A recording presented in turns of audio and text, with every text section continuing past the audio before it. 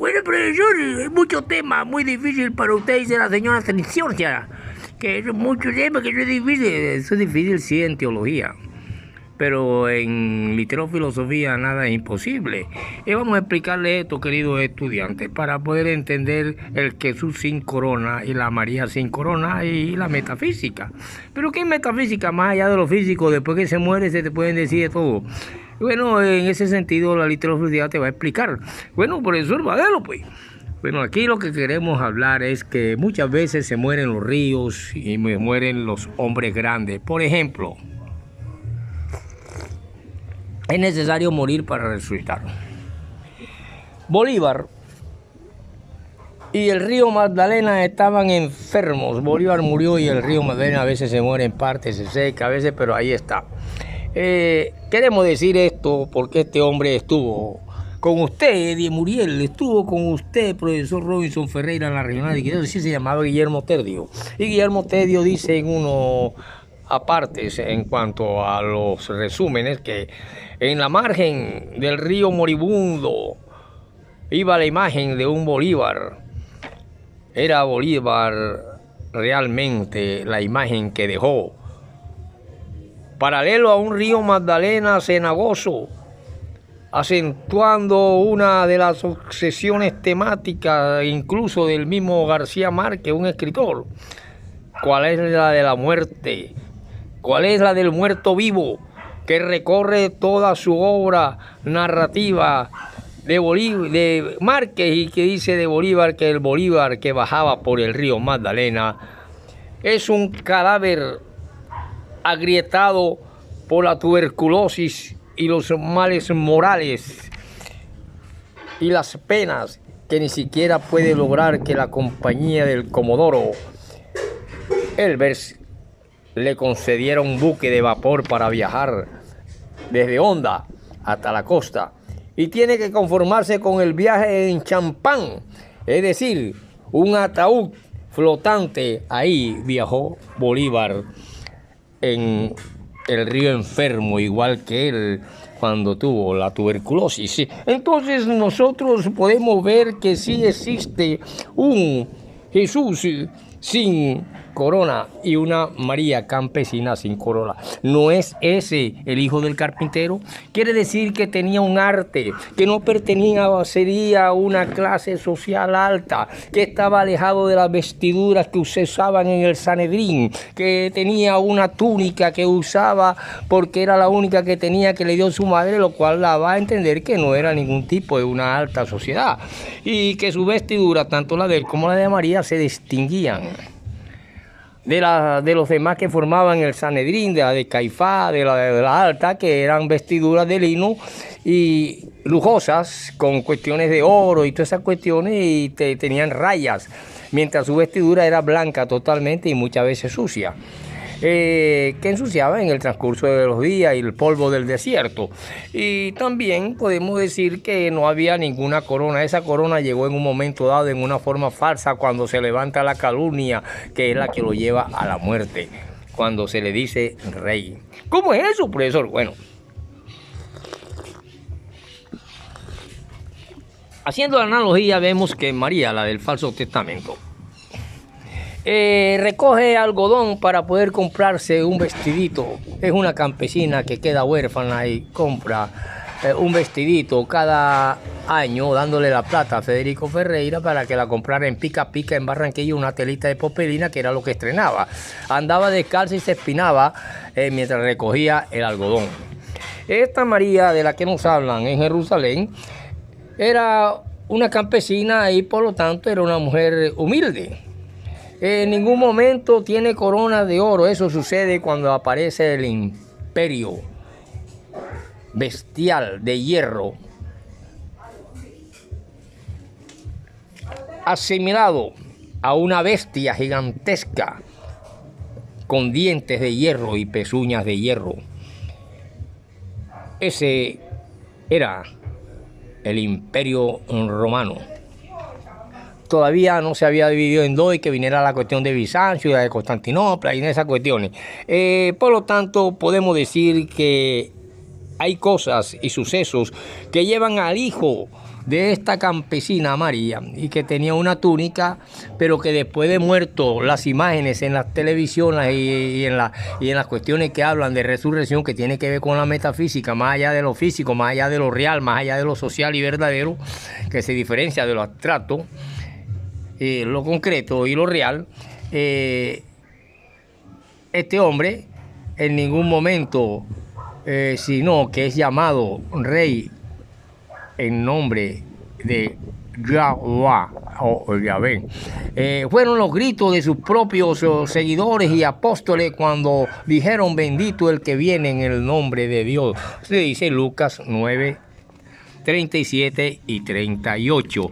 De esta manera, este hombre, que los religiosos y líderes lo rechazaron y rechazaban esta cuestión y dijeron: es un calumniador, y lo acusaron falsamente, pues decían: incita al pueblo a rebelarse, a ser rebelde, a levantarse contra Roma.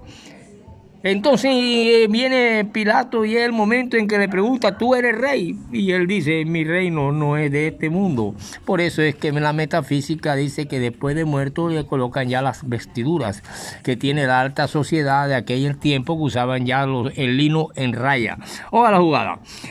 Por lo tanto, vemos la campesina María en la ciudad del Bajo Valle, donde usted, profesor, dice que le sucedió lo más hermoso porque ahí precisamente, cerca a Peña y un poquito más abajo a Peña, donde usted durmió, que mientras fue absorbido por una nave, y al ser absorbido por una nave, después con el tiempo usted es capaz de resistir un veneno que mata a un burro y un caballo, profesor, y usted sale de Bonadona a pie varios kilómetros hasta llegar a su casa.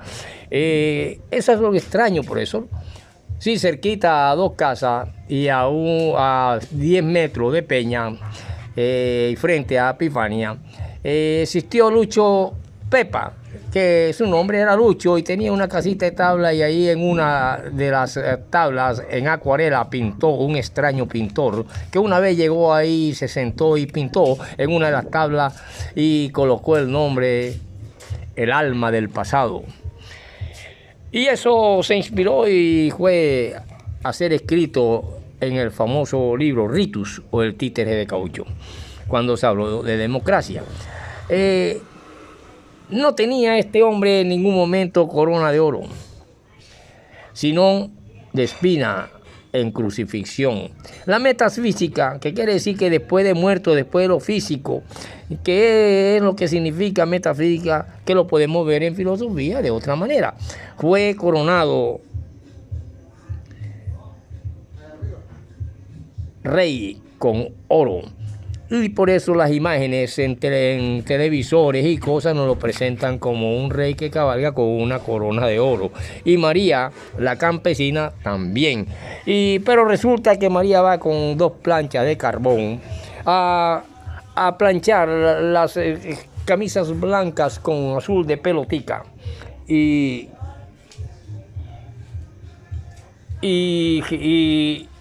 bastante cloro, para que quedaran blanquísimas y planchadas con esas planchas de carbón de antes, las camisas de un congresista, las camisas de un alcalde, las camisas de un concejal. Y en el barrio muchas Marías van diariamente a ganarse la vida, a planchar en casas que están un poquito en la clase media y la clase alta, y esa sigue siendo la María que existió en Jerusalén, de una clase determinada, pero que después ya se le colocan con coronas de oro, tanto al rey, que tuvo corona de espina, y a la campesina María, mientras la del Falso Testamento continuó lavando y planchando con planchas de carbón. Y luego vinieron las eléctricas, y que hoy se utilizan todavía, y muchas Marías siguen planchando, y muchas Marías siguen en el campo recogiendo la fruta, recogiendo el banano, recogiendo las flores, etcétera, etcétera. Y aquí de esa manera pudimos ver lo que es esta cuestión y lo que se está llamando resurrección. Pero entonces, ¿qué es resurrección, profesor? Bueno, nosotros, después de ver que el imperio, que representa una bestia, fuerte con dientes de hierro, que es el Imperio Romano, que es diferente a la loba, que tiene que ver ya con la fundación, con Remo y Rémulo, es donde vienen entonces a analizarse en lengua extraña y en lengua hebrea lo que significa resurrección.